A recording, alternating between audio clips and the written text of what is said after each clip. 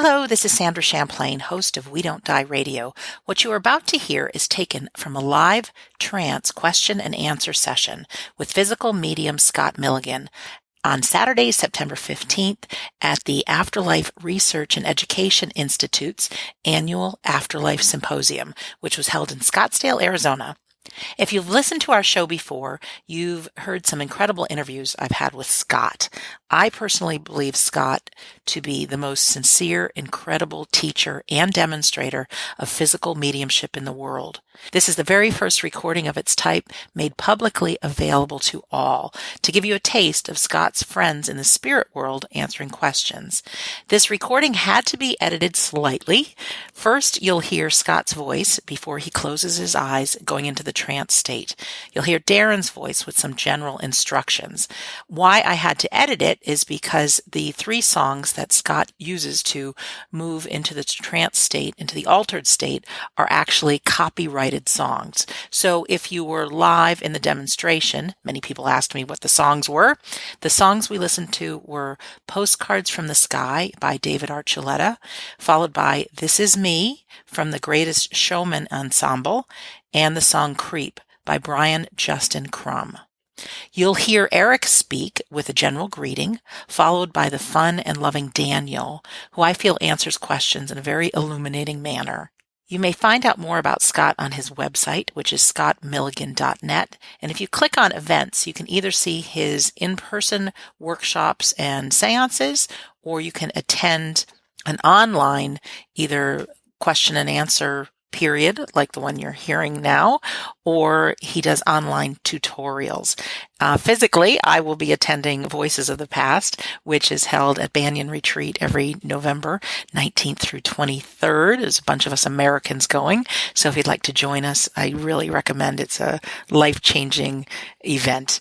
Online, his next course is called Physical Mediumship, Dispelling the Myths, and it's for anyone who's interested in finding out more about trance and physical mediumship, and you can join the class at any time, even if it's already started, and you don't need to be present to participate. You will be emailed all the videos, so it's okay if you're not live. Also, he's got a 30-day refund policy if you're not 100% satisfied. So Scott Milligan is one of my favorite people, and he's a great tutor, and you can find out more on scottmilligan.net.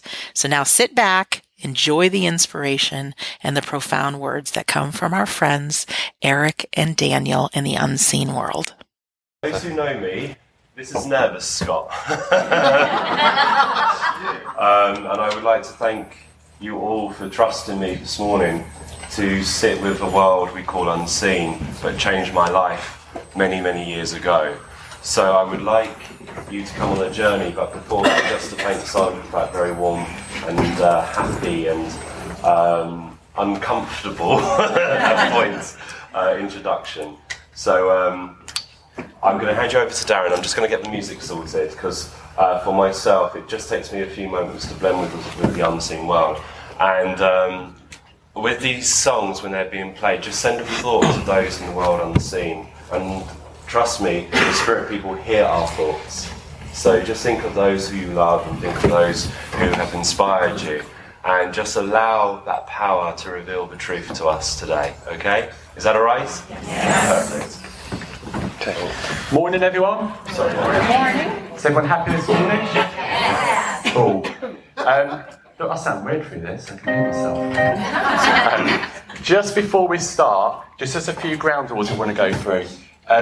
Once the demonstration starts, we ask kindly that nobody leaves the room. That's more out of respect for the other world, because obviously when we're getting communication from the other world, what we don't want is people sort of leaving halfway through. Think it takes a lot of effort for them to come and commune with us. And the last thing we want is people sort of walking in and out of the room because we find it a little bit disrespectful for the other world. Is that okay with everyone? Yes. You can take photos if you wish, but we do ask that you turn the flashes off. Because once Scott's in his trance state, he's quite sensitive, so any sort of light can bring him back. And hopefully, we don't know who's going to come through in this session, but hopefully at some point during the session there will be an opportunity for you to ask questions. But what we ask, if you want to ask a question, place your hand in the air, and we've got the lovely assistant Anne down here, and there's Becky somewhere in the room, I don't know where she is. they're going to take the microphones and bring them up to you, because if you're at the back of the room and you want to ask a question, it might not necessarily be heard down the front. So if you want to ask a question, place your hand in the air and they'll come up to you with the mic and just speak nice and clear into the mic. Is that all right? Yes. Cool. And the one thing I ask, don't be shy. We do so many of these demonstrations, the communicators come through and they say, does anybody want to ask a question? That's the response they get. So don't sit there shy and nervous. If you've got your questions, think of question now. Because what usually generally happens, I say, anyone got a question? The room goes silent. And then it's like pulling teeth. One person will ask a question, and before we know it, towards the end of the demonstration, everyone's hands going up in the air, and we don't want anyone to miss any opportunities. Any questions? I know I've spoke to a couple of you over the past few days, and some of you have had questions to me, and I said, well, leave that question and let the other world answer it for you.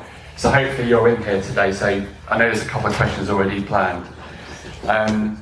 Again, once you're in the room, we ask you to stay seated if you can, try to make as little noise as you can, and we'll have a good session hopefully.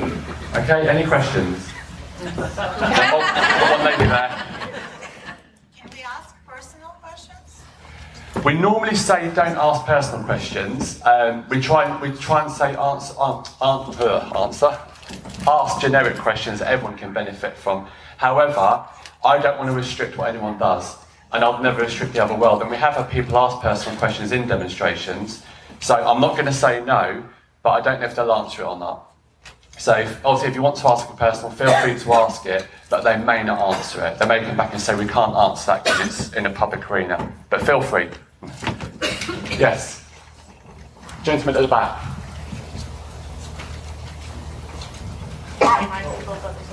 Yeah. Can we I start? have a general question, not personal. Do you always connect with someone who speaks English?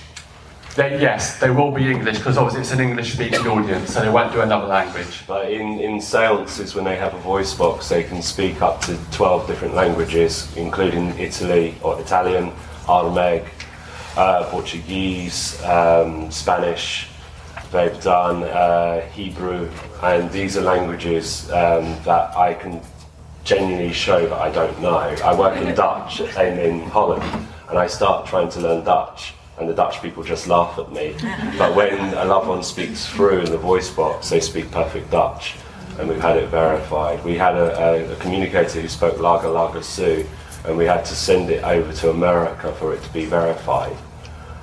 So there are different languages, and that's what I love about the trance states, is that it goes beyond the incarnate mind.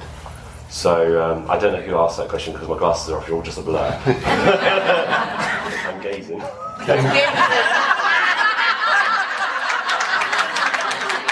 I know there's a few of you still have your hands in the air, but unfortunately because time's against us, we are going to have to start. So, Address cell phone etiquette. yes, good point.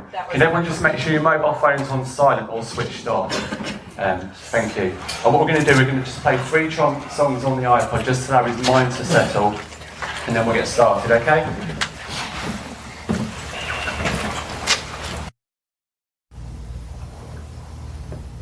Please excuse our silence as we stand in the wet sands of the shores of eternity, drawing upon the love that you emanate from your soul. We have come this day to win your reason, not to insult your intelligence, but to win your love, for one day you leave footprints in the sands of time, for others to follow or to lead. Many in my understanding who have come to the world in which you have come from and which you'll return to, look back on their earthly life and see it to be the distant dream. And death has come to shed the husk of the physical form, to free you from the binds, No matter how you have surrendered to death, you return to the shores of eternity. The earthly life you live is the shortest part of your journey to the endless sunshine that awaits you. In your world, you are governed by time. We break the chains of time. The time of separation may seem to you as eternity, but those who you love who come, the moment of separation is merely a breath away. We do not mourn the dead, we mourn the living, as we cannot touch you like we used to, but we can lay with you, kiss your consciousness, but sadly sometimes our words are silent to you. Death robs us of a voice, and through certain individuals we will find our voice once more. One day, through certain individuals, we will walk once more, and our footsteps will echo off the walls of your centers and churches. Death is a friend, but it is the greatest lie that has ever been told, as we are only dead to this world if we are forgotten. And on this day, seeing each of you, you have brought back to life the so-called dead. As we have said on numerous occasions through the one we love, in your world people leave you, in our world people join you. Never again will you feel the separation that has come from the mortal death. As I have said, I come to you to win your reason, not to insult your intelligence. For any word that is uttered through the one we love is dipped in the oil of love. And if it doesn't sit right within your hands, allow it to slip through your fingers like water. Anyone from my world cannot tell you what you should or should not do. You are born with free will of choice, and choice comes as a cause and effect. Through a course of action may affect the outcome. If anyone from my world tells you you must, it comes from the mind of the one we love. As we sit in this sanctuary of peace, we celebrate life beyond life. As we have said again and again and again, no one is lost. When we hear you say, I lost my father, lost my mother, shows you've been very careless, because no one will be lost. Therefore, no one is found. Dying is the easy part of life. Living, that is difficult.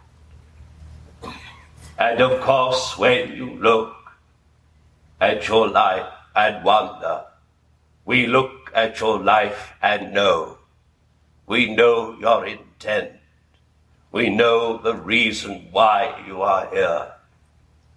As each of you have drank from a cup that death himself has poured. I have not come here this day to allow these words to sit heavy upon your mind. But of course, I wish to share thoughts with you. Maybe see with these words that plant seeds within your consciousness how one day the crops will grow and you will harvest what you have sown this day. Can I bring your loved ones to you? No, I cannot. You are the ones that bring your loved ones.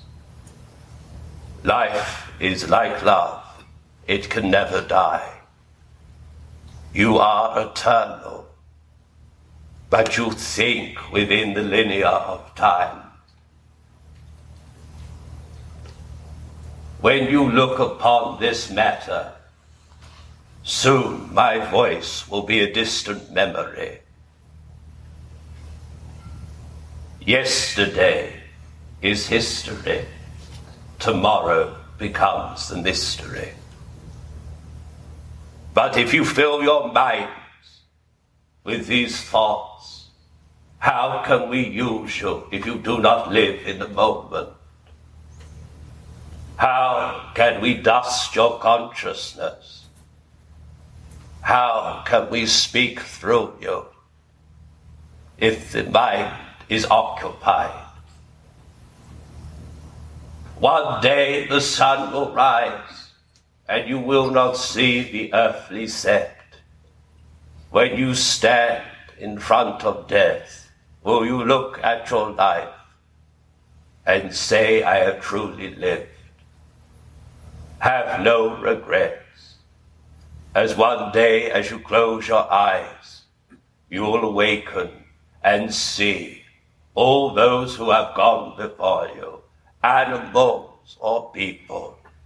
They will stand in front of you and will wipe away the tears of fear or anguish as you step into love and compassion. The purpose of all communion is to inspire your minds, to remind you of what you already know, what you have come as you were born to this world with amnesia, forgetting where you have come from, sleepwalking through your existence, and then being woken by the eternal voice. Others in your world will remain sleepwalking and will never understand under your sun the world you love. But when death comes and the body returns to dust, they will realize then that they are eternal. I understand, even though I speak of no time, but you are governed by time. But I find it very peculiar that you in America have so many different times. What perplexes me more, that people in the United Kingdom has a different time to you. So when you say, does the past and the future exist as one? We say yes.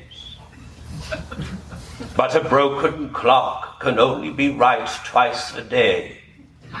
So break that clock and be free from the chaotic mind of time. Time steals your experiences away. Time is the thief. But we will wait patiently for you because we love you. As time is against us, these are the words I wish to share with you.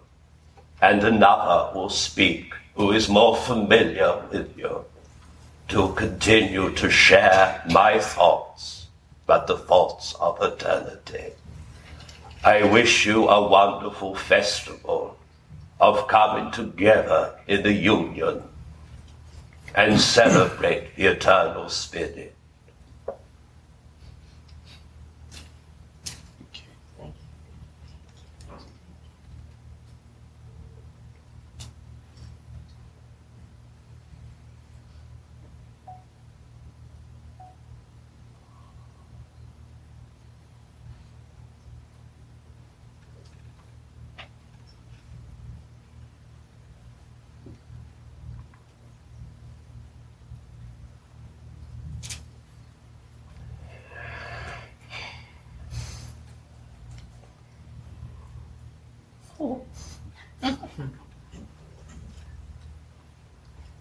I'm back.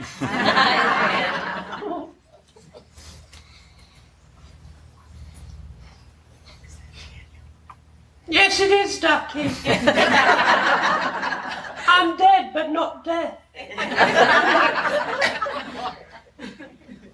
Of course, I ask you all not to judge me of how I sound, but judge me for what I say, as my words come to support your world and your understanding at this time. For those who are more familiar would know that I sit more in darkness to speak to you, where I have the freedom of a voice box and a more richer tone. But part of my understanding of development is to answer questions of inquiries and hopefully melt away the fears or doubts that you have within your mind. I ask nothing of you besides your friendship and your love. There's nothing that you can give me in coins or gratitude, because I cannot take it with me. But I can take your love, and therefore I'm the richest person in eternity, you are. You've made me someone who shines a little brighter in the knowledge that I have love.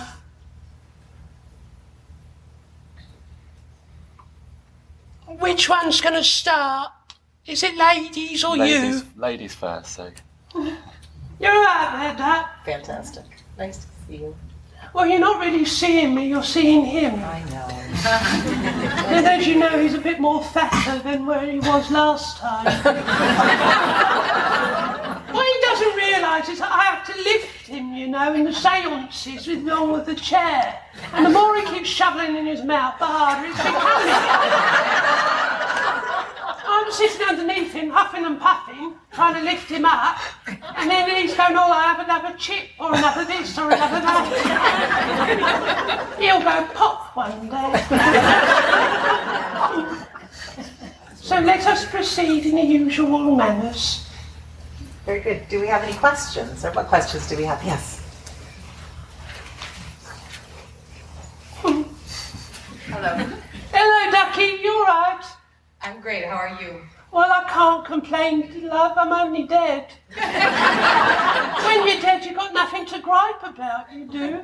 Yeah, no, I was curious. My curious mind wants to know the power of prayer. How does it assist the soul, the receiving end, those who are alive and walk among this physical world, and those who are in the spirit world, like yourself? Well, we always say to you for the mind to be quiet, to hear our words. And through a form of prayer, it depends on how you pray, because if you pray to God, but a different God, you're still praying to love. But we ask you when you pray to remember words which were really old, are dusty. So speak from the heart, and that's where we reside within love. So when one speaks in prayer, and whatever you wish to say is like a sweetest melody to us. It is a perfect sound, a perfect song, and we are drawn to you by light. Of course, we come to you even if you pray or not. But when you pray, you touch your heart, therefore you touch your soul, and the soul then expresses the spirit within. So it allows everything to come in perfect harmony. For you to then be touched by your own soul, then indeed you become brighter within your world, and therefore everything around you becomes brighter, and negativity of your world will be consumed by the light that you share. So it has a great impact, not for us really, but for you. It allows your mind to be still, like water that you can see your reflection in, and calm will come to your mind and being. When you ask for assistance, of course we already know, because thought precedes action, so therefore we already respond to that. So as we sit here now, even though that I am one voice, I am many thoughts at one. But around you, you see only people of you. But this room is full of people who love you. There is not a space, but there isn't the inch of the Spirit here, because your love has called to us in a silent prayer. So you can change the world with simple thoughts, because you are the change within this world. How was that, love? Thank you. You answered both of my questions. Yes, lady in orange and black, yes. Hi. You're right there, Ducky. Hi, Ducky. How are you? Thank you so much for being here. My question is personal, but I'm going to ask it in a general way to help everyone with the answer. When you come to a crossroads in your life, You got more than one road, love. when you come to a crossroads in your life and you just decide you're just going to follow your heart, regardless of odds against following your heart, what advice can you give to us here in the physical plane when we're in that situation? Well, your brain tries to disable you at every point. Because it's in control of your physical body, it keeps you alive. But of course, the mind is the expression of the soul which goes with you when you die. The brain belongs to earth, but the soul belongs to eternity. So we ask you to follow the natural stream of love, even though it may be difficult at times. But of course, you have the mighty force behind you, that is us. Not saying I'm mighty, love, but of course, we know one step in front. Yes, if you may see that it's a failure, it's really a success, because you know you won't do that again, will you? Of course, that when you are chosen in such ways to do different things, change is difficult. So, of course, we ask you to be brave and step into the darkness that you see, an unfamiliar land, but you're not alone. Now, of course, you say I have free will, and if free will is a rope, you have 2 hands on it, we have many, and we just pull you. Of course, if you sway from the path, then indeed you'll always return to the same destination that you would have walked to if you had chosen a different path. I say to you, there is no coincidence, there are only opportunities for you to learn. Learn about self-gratification, but also learn about who you are and how you can impact many people. So I say this to you, if you were to ask me, do I have a blueprint of my life? There is a map of many roads, and of course through cause and effect, you can alter your pathway, and of course you can alter the time you die. If you choose to put yourself in a tin box or throw yourself off places and you've only got elastic to hold you and bring you up and down, then of course it's a bit scary and alters your path, don't it? It's like when you go up in those hollow tubes and fly across the air. That can alter your pathway, it can. But of course we will know, but you may not. So I say to you, love this. Life is a journey, you know. As long as you have love in your heart, of course, we will do everything to help you. So you may feel sometimes you are alone, but you are never alone. And if you are in distress and you don't want to talk to your people, call for me. I'll come and haunt you. I don't haunt anyone, but I come round and say, you all right there, Dad? And you don't see me, so I stare directly into your eyes, because the eyes are the windows of the souls. Does that help you, love? And thank you so much for allowing your question. Even though it is hard for you, you've given it to everyone else. So you are the greatest light, because you thought of another. You're welcome. Carol? Thank you, Daniel. You're welcome, love. Can you help us with dealing with difficult relationships here on Earth? Well, love, I have to say, that's a funny question, because because some of you deal with it with your fists. Some of you deal with it with your mouth. Some of you deal with it silently. But of course, difficult situations, and the reason that they're difficult to you, because do you know that you are energy? So energy creates colour. So you are colour. And certain colours don't like each other. And that's why certain people you walk to are a different colour to you, and you find it very difficult to be in their environment. But may I tell you a little story, love? Because I think it's going to help a lot of people. If you come up and you see someone who you like, and you create a friendship, and that may then move into a partnership or marriage, if love is not there, you'll go your separate ways.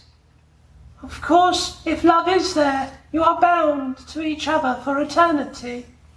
So when one dies, the person will be there to wait for you. But then if you find another love, and you walk down that holy aisle, the one who's passed will walk one side of you, and the other one will walk this side of you. And you'll be very lucky that you have two people now that love you.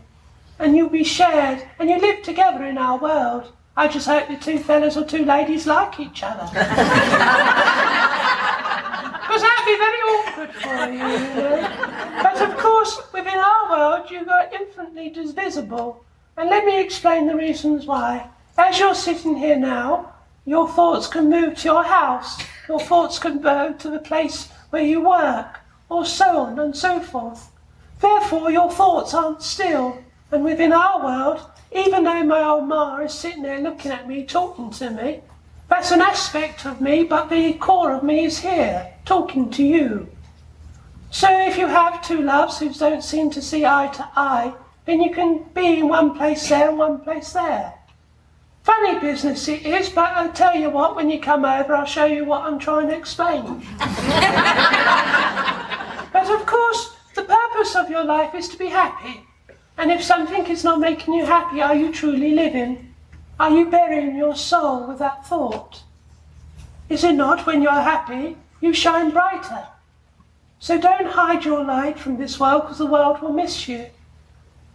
So I say this to you, don't ever respond through violence or hatred, as hate is the strongest word of negativity.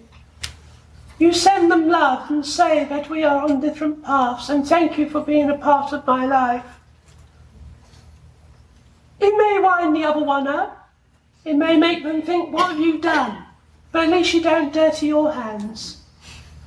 You're free then to experience everything you can. And if you are employed and the person who says they rule you says something you don't like, smile sweetly and say with respect, I don't agree. But of course we don't want your bellies empty or your pockets empty. You have to be sensible. You can't go up to this person and say, a dead voice told me I don't like you, so I'm going to walk away. Because that's silly, because we have personal responsibility. And of course, stone the crows, I don't behold to that. I don't want to say I've ruined your life or made you have hardship. That's why I say to you, I give you opportunities. What you do with that opportunity is up to you. But you must be logic because you live within this world. Because you're a long time dead, love. You are. Over in our world, you don't have the distractions of money. You don't have the distractions of time. You don't have the distractions of pain. And therefore, you don't feel tired. You won't have things which puzzle you.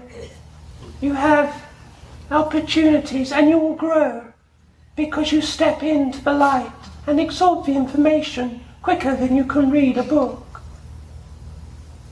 Does that help you, love? It did. Thank you, Daniel. You're most welcome, love.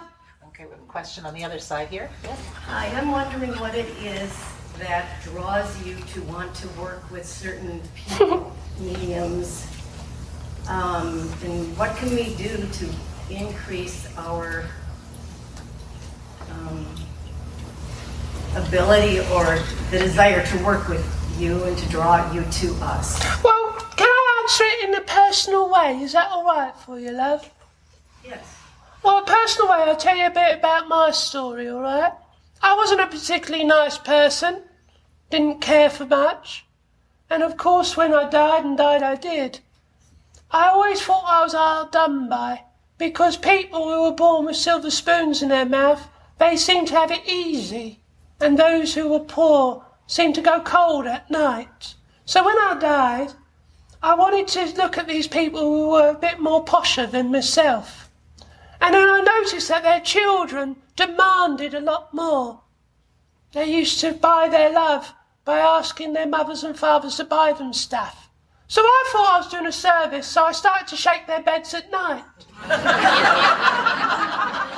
So as I shook them and shook them and shook them, they were scared, so they ran to their mothers and fathers and held them deeply. And they didn't ask for gifts or anything like that, so I thought I was doing a service. So there I was on my merry little way, picking my next one, and then someone brighter than myself came to me and said I had a talent of moving objects in this world.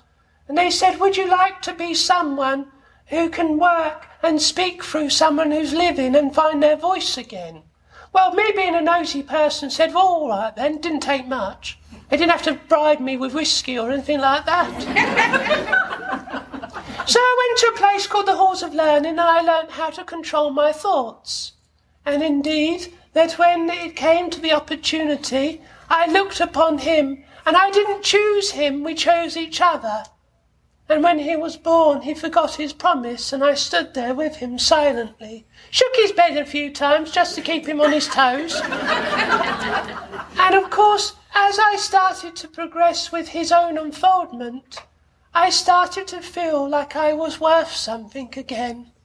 So therefore, when I see the smiles on people's faces, that drives me to work harder for you, learn more, to serve humanity. And that is the greatest gift you can ever do. I can now look at God. God is not a bearded gentleman that sits upon a throne. He's like the sun you see in the sky, but don't hurt your eyes to look at it. I've whispered several times at God. I think I know what he says back, but I've got a long way to go. When I came over, I thought I was an angel, so I thought I was going to have my wings. But I'm still waiting. Still waiting to find them. I reached round my back and I go back and I said, I've been good. I've brought this person through. I brought this person who has lost a person. And I say to God, can I have my wings yet? And I'm still waiting. But I see others over here and they adorn the wings and halos because it helps you to accept us. They help you to accept what we do.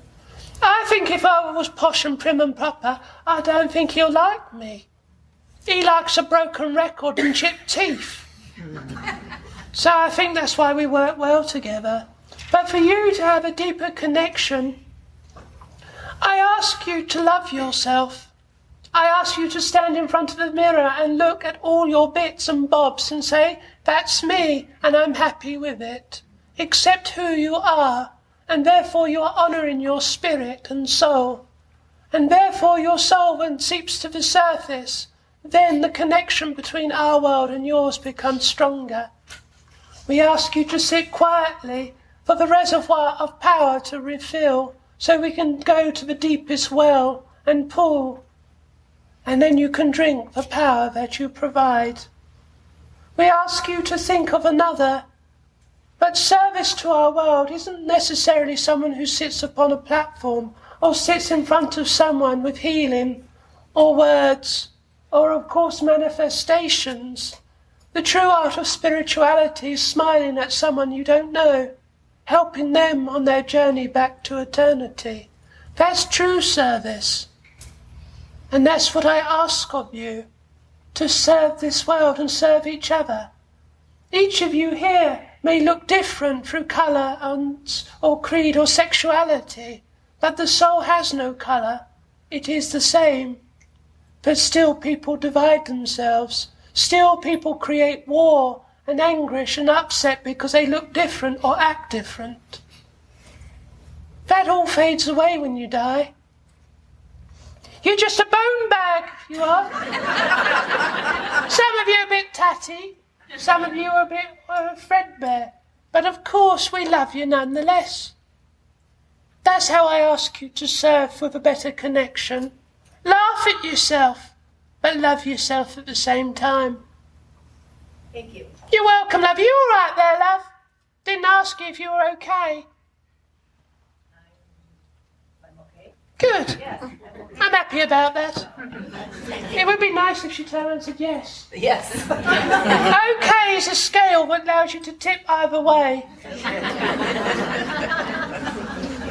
Someone has a microphone over on this side.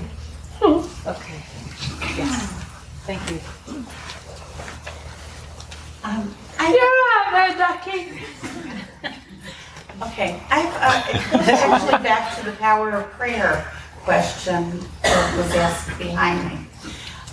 A lot of times there are prayer groups, groups of people that pray for like one person. Is there any benefit to having, if somebody is ill, to having a prayer group pray for them as opposed to an individual praying for them? Is that, does that make a difference? Well, if I can say to you, you're all like little sparkles of light, aren't you? And together you create a massive light, don't you? But if you are a single light, you're like a star that shines. But of course, no matter if you are one or many, it is how you pray is important. If you pray from the heart, my, what a powerful light you have. But of course, if more of you come together, it's harmony, and therefore the light is brighter. But I will say this to you, if a soul has desired the time of death, you can pray, but you pray for the peace of mind, for the soul to kiss goodbye to the physical form. So it doesn't matter how you pray, death will come, but it is a part of life. But of course, if a soul then remains, you pray and it will come back to health and happiness. But eventually all of you will walk through the doorway of death.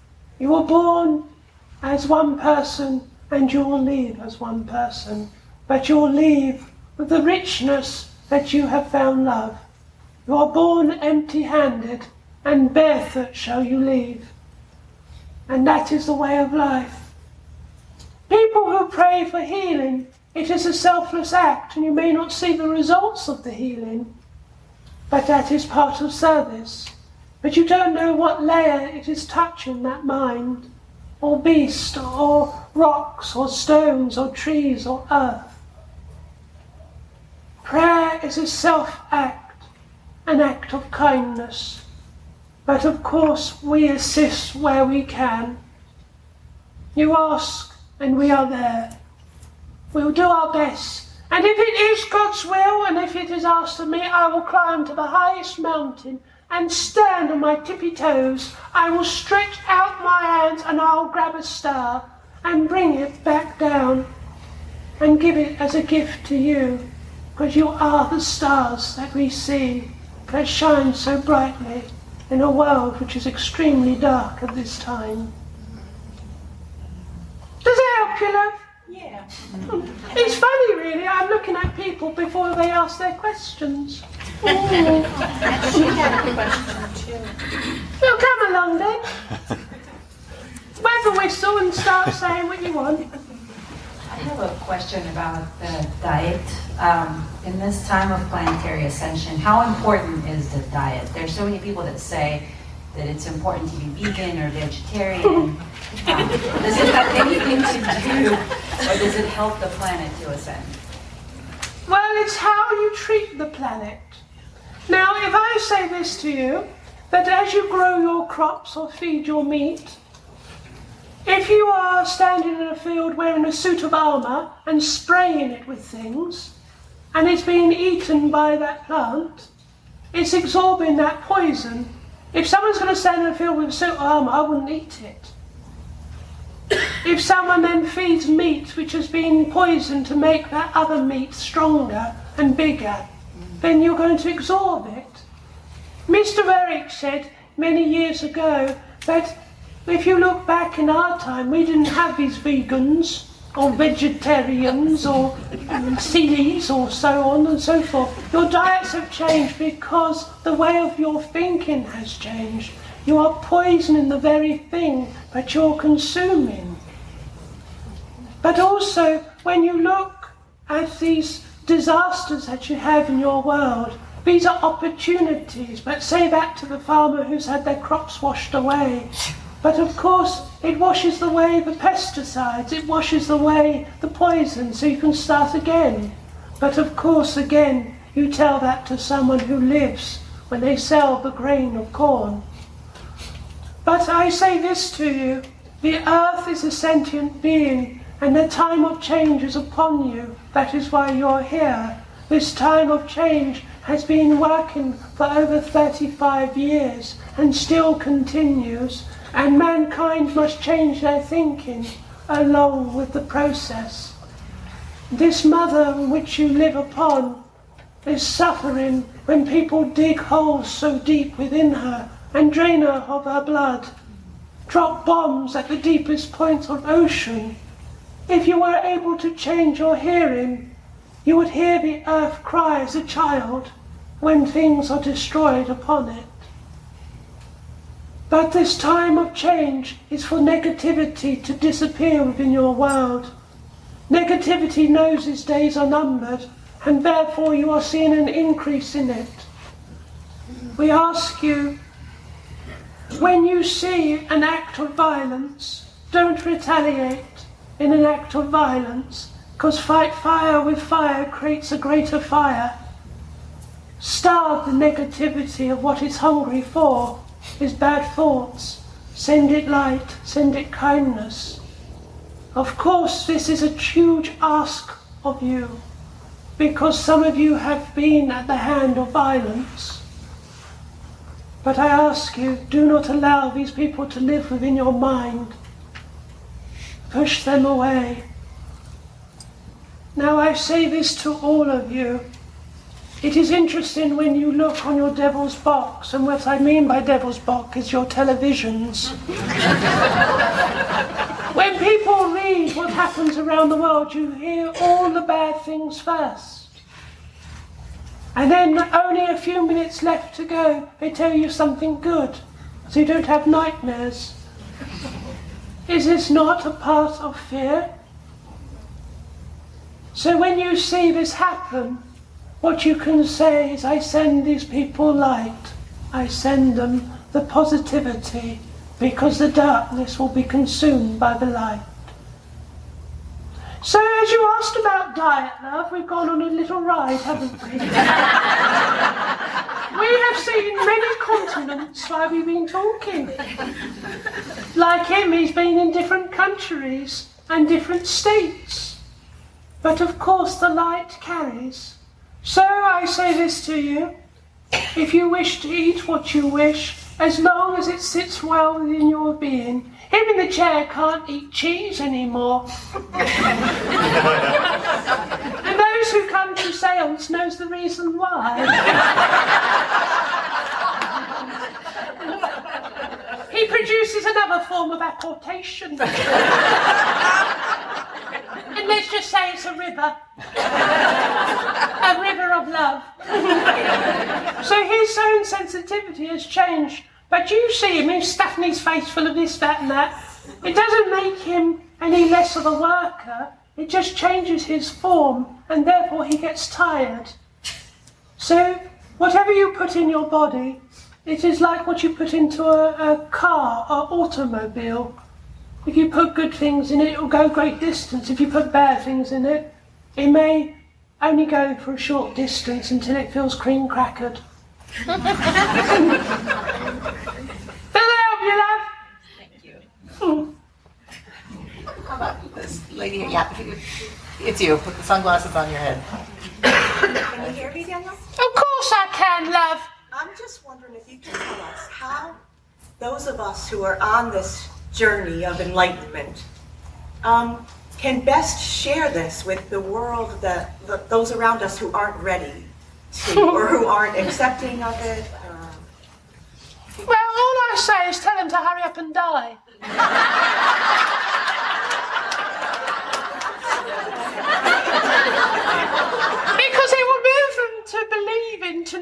very quickly. But of course I only do a bit of tongue-in-cheek because the atmosphere got a little bit heavy then. But of course, it is a personal journey. Some of you here have been dragged along because your wife or husband or brother or sister, son, daughter, mother or father has said, I want you to experience everything that I love. But it's coming to that point of awakening at the right time. Many religions in your world have to shout. People stand in the street and say, the Lord Jesus Christ will save you. And if you don't, you'll burn. Well, I say that's wrong. I say the true language of God is for you to wake up when you're meant to. I say if someone comes up and asks you, you're honest back. But you don't have to shout about it. If something has to shout about it, they know that it's not hitting where it needs to be. Of course you have these things that would tell people what you do, and that is up to you how you do it. But you cannot force a flower to open before its time. You cannot speed a sunrise or slow a sunset. It must take its natural course. But of course, sometimes people like to go with whistles, whoops and all of that. But silently, sit there and people will ask you about it. Now, the Bible's been written wrong because it's been written by the hand of man and man is flawed. It's interesting when someone holds on to this Bible of hope. What happens when you reach the final page, read the final word, close the book? Does it then say the religion is limited? When the true meaning of religion is limitless. It says in the Bible that God gave commandments. He didn't. He made commitments to humanity. But of course people say, well, it must be God's will, so therefore you must or you will be punished. No one punishes anyone. You punish yourself when you come to our world. You judge yourself. I said it just recently, and I'm going to say it again because I can. Everything you do on earth, every act, every thought, is another stroke of a master's brush, of a portrait of your life what hangs on the walls of God. You'll gaze upon that portrait when you're ready and you will judge it. Very much like you've been taking pictures of each other, and the moment you see it, people who look at your picture say, oh, isn't that beautiful? Isn't that lovely? And you go, oh, no, I don't like that, don't like this, don't like that. Do it again.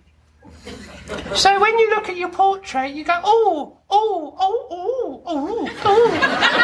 You do that. And you say, well, I don't like that bit. Can we just cover that bit up? But it inspires you to do good things. So every good thought, every good action, every good deed makes the colours bright. And every negative thought, it just allows black to go into your portrait. Now, I wasn't a nice person, so when I was told about this, I thought, well, here we go, it's going to be a midnight sky. And I looked at it and I saw errors and bits where I said, well, he must have been drinking when he painted that. It must have been painted by a blind person, because I don't look like that. But of course, the master's brush stood there and said, I painted what I saw, which was beautiful. And my picture wasn't dark. It was full of colour, but it had wider lines around it. It made me fatter in it. And I said, well, that's not how I see myself. And they said, well, that's up to you then. So I judged my life. I wasn't punished. But I said, I want to make that better. And that's how I did of service. Does that help you, love? It does, thank you, dear. I bring you smiles. Next question. Yes. Hello. Hello, Ducky, you all right? I'm wearing black today. Are you? Well, black is a colour, you know. My question is somewhat complex, but I'm going to make it as simple as I can get it. But don't wrap your words up, love. Say what you want. Okay. When someone we love dies or departs in a tragic way, right in front of us. And my question is this, because can we have anything to do with the timing of their departure, or was it their time? And if so, this part about forgiveness, like if we had something to do with it? Ducky, shall I just give you my answer? You don't need to go in, okay? Someone pour her a whiskey afterwards, could you? Because I'll tell you this, love. Sometimes things happen, and we don't know the reasons why they happen. But of course, things through cause and effect may cause someone to leave you or leave each other. But if it was traumatic, you are left with that memory, but they are not. They're only reminded of their passing when they come back to talk to you. But they see it in a different way. All they want you to do is to be happy and try to live again. But wherever you go in life, the people you love will always walk by your side. Much healing comes to those who are left behind. When someone passes from our world, at the moment of impact or trauma, they are taken straight, and they forget what's happened. The etheric cord at the moment of death is then severed. And indeed, death then comes to the physical body. But may I share a little more with that? It will help a lot of people, because you are the shining light that has surrendered this thought for others to learn from. You have conditions in your world called dementia and Alzheimer's and conditions that plague the mind. When someone has these conditions, you watch them, and sometimes they revert to being a child. They're happy, but then you become distressed when they're reminded that they are different. Sometimes you see the person and you say, that's my mother or father, and other times you see this person say, that's not them, because they are more over in our world. They're lucky because they can then move to our world and then come back. And slowly you come to terms that the life of the one you love is fading like the stars in the morning sun. Of course, when death comes, it can be traumatic for the body, because the brain knows now it has served its purpose and cannot control anymore. But rest assured, love, for anyone who has been touched by the same thing as you have, or others, we come to give you much love and much healing, and of course the one you love is here and is holding you close because they love you. They ask nothing for forgiveness. They normally say sorry that you are here feeling the pain of grief. They want you to live. They've got houses over here prepared for your arrival, but they want you to live as long as you can and allow them to live within your hearts. So those who think they ask for forgiveness, don't. There's nothing to forgive. So accept their love. And maybe tonight, pour yourself a drink and pour yourself another glass and sit in front of the glass and chink it and say, this is for you. I am spirit, and through this experience I'm going to help so many more people to stand once more when they have fallen to their knees because they have seen such pain. I fall out with God, you know, when children come to our world. But of course they continue their life here.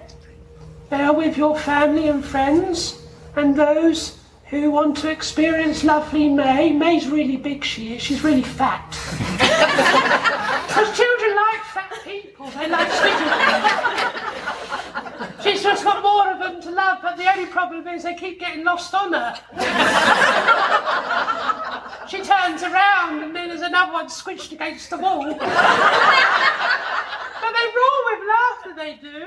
And the reason I'm telling you this story because I need to make you laugh because it's gone a little bit heavy. But little old May, oh, there's nothing little about her. When she picks up the children, she has to extend her hands really far to get them over her God's lovely bits. Because if not, they keep getting knocks on the head. And then she goes up to give them kisses. She keeps saying to me she's going to kiss me, so I hide in the corner. Because something round can't fit in the corner. And she's going, honey child, I'm here, give me a kiss. And I'm like, no. And I quickly run between her legs and run as quick as I can. And someone that big can also run. But kids love her. So kids, they go to their schools and learning, but they have little old May there, and May roars with laughter, she does. And that's why those who have children that come back through him, May's the one what helps. Because she goes, child, just press against me. And then she pushes you into the form of ectoplasm. And she holds you there. She's a good old bird, she is. But she scares the living daylights out of me. She's that person my mother warned me about. It's important that we make you laugh, because that was a personal and serious question, and I want you to leave with smiles, but I also want you to leave with the knowledge of what you have said has echoed through our world, and those who love you have come to stare you in the face and give you the strongest kiss and the deepest hug. I hope that's helped you, love. Thank you. And may you have a lifetime of happiness. Lifetime of happiness. Thank you. Time is against us. Okay. Hello? I wish to say some final words at the end, but we will do one more question. One more question. There's a gentleman over on the... And this lady's got the lady at the back. I'll squeeze two in then. Okay. If we go Antoine first, yeah. And then we'll do the judges. My mother just passed away.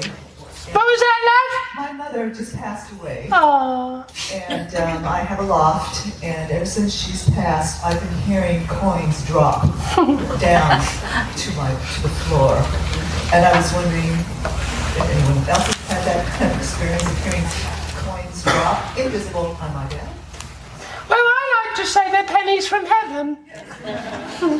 But of course, if one has just passed, there is an intent to let you know that everything is okay. So you may start to hear the knocks and bangs. It's just someone getting used to knocking on your consciousness. Of course, you may hear what sounds like metal touching the floor. It's just the crack of power. But I like to say they're pennies from heaven, but you don't get pennies over here, do you? Yes. Oh, I thought it was all plastic. Do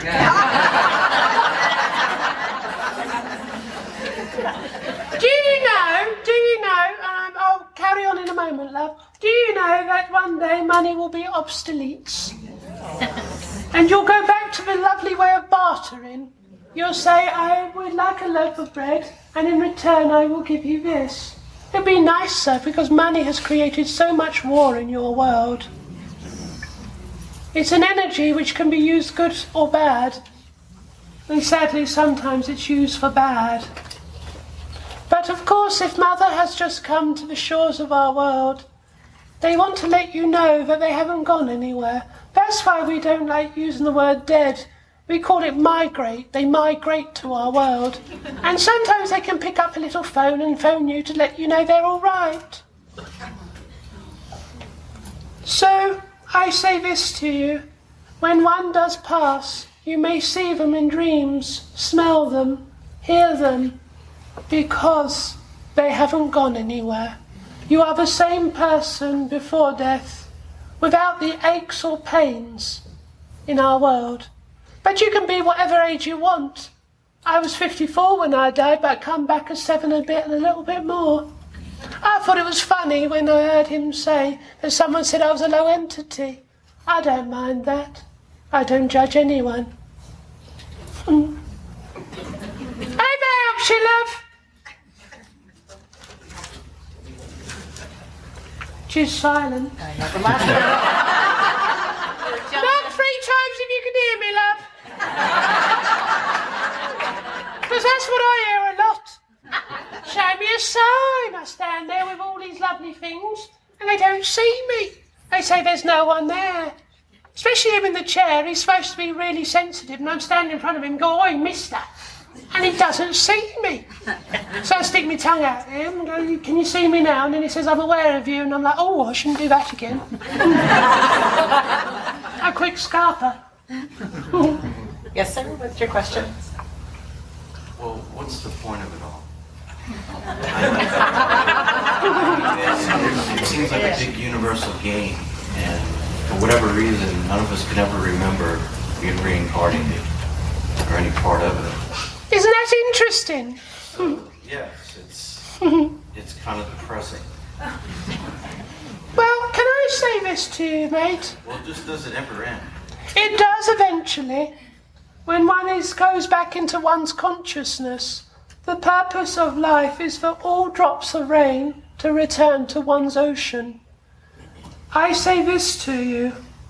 Life is living as your eyes fix firmly upon the horizon. The life you live is the shortest part of your journey. And my, what an impact you have in such a short period of time. You are born to this world to experience human emotion. You are here to help our earth to move forward. But sadly, because you have free will and you want to experience emotion, be it a positive or a negative emotion, you may then choose to change the pathway that you walk. But of course that when you die, and die you will, you come to our world. And I say this to you, when you experience the second death, when you step into the greater world of spirit, you'll realize then life is of progression. And then you'll realize what the purpose of life is, and never again will you forget. Of course, the earthly life you live has made you an individual of who you are.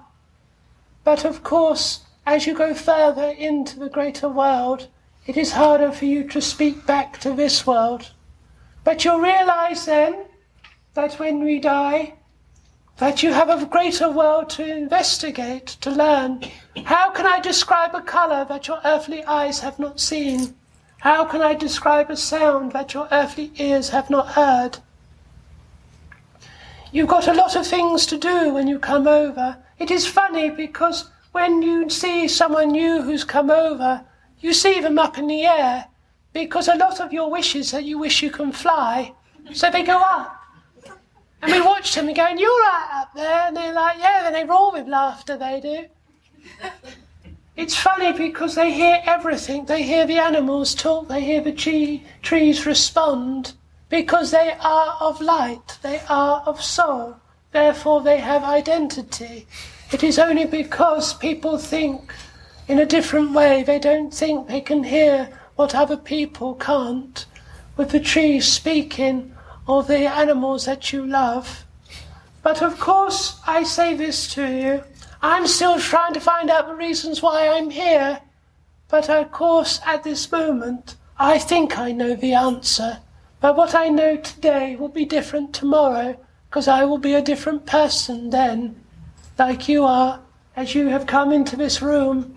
When you leave, you will be different, not because of my words, well, I hope they were, but of course you have sat in the presence of your people, and therefore the emanation of your soul will be different.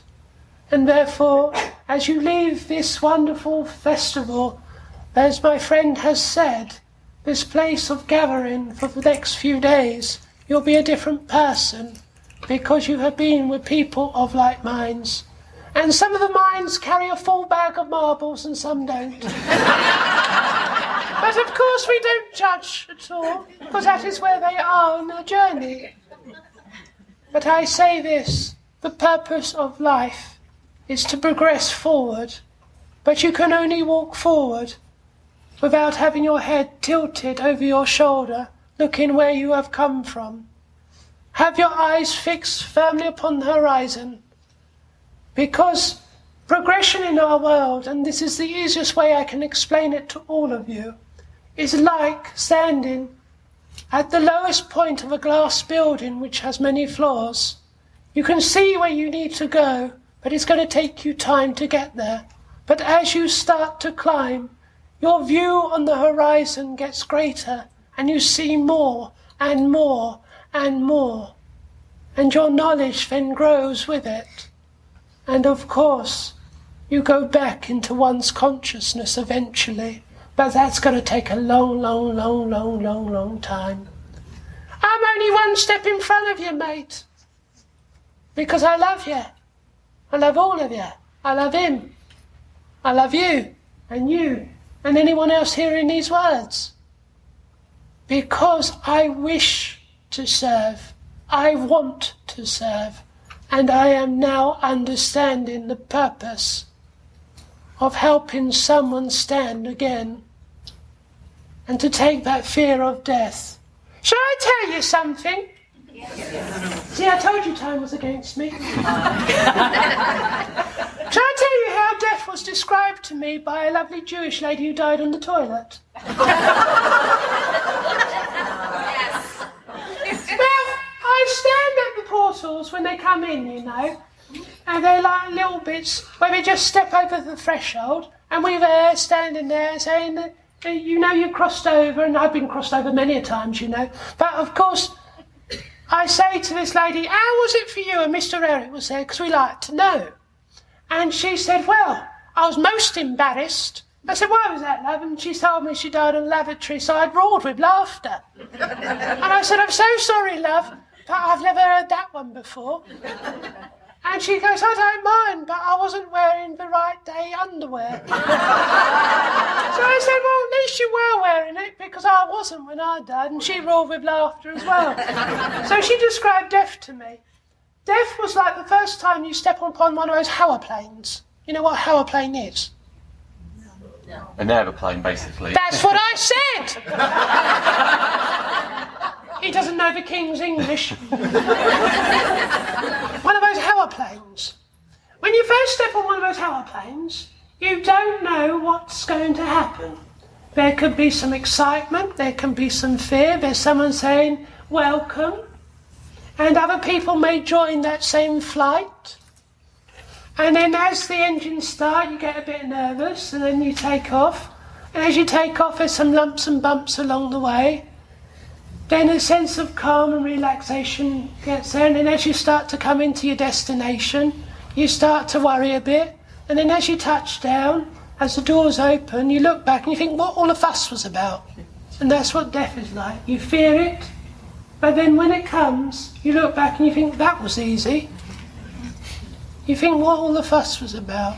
But of course, that was her view, and it stuck with me because she died on the toilet. She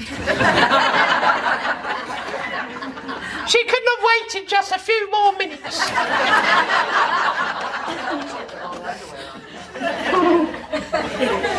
But I hope that helps you, mate, or it may have confused you even more. Because there are no answers, there are only questions that lead to a greater question. Because I want you to ask more. It is like a trumpet that lifts in a seance room. What else can we do from that? As you are here assembled as one breath, you have touched many hearts, even though that we have distracted you with a voice. The light that has emitted from your souls have gone for great work within your world. It has gone for healing in a selfless act, so you have touched the lights of many. But as the candle light is spent and the perpetual light shines, as we blow out this light and we are faced with the reality, the true light, as no one will truly find the light of the sun by using the light of a candle. Blow out the distractions. Blow out all that holds you dear and imprisons you at this time. May I ask all of you, as we sit here in this sanctuary, may we feel the love of all. And once more I say, on behalf of the Austin Wish Circle, may God, however you understand God to be, bless and keep you, and the families that you represent here this day. May they also be filled with the love of the Spirit. So go from this place and make footprints in the sands of time to show that you have lived upon this earth and lived it with a gentle and kind heart. So I will leave you now in the silence for the healing balm to anoint your souls. And I thank you once more for your indulgence and your love.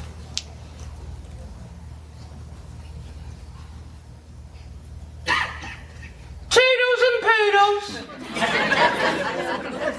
Miss me not, for I've not gone, I live within your hearts. If you are ever in distress and you want to know where they live, put your hand on your heart.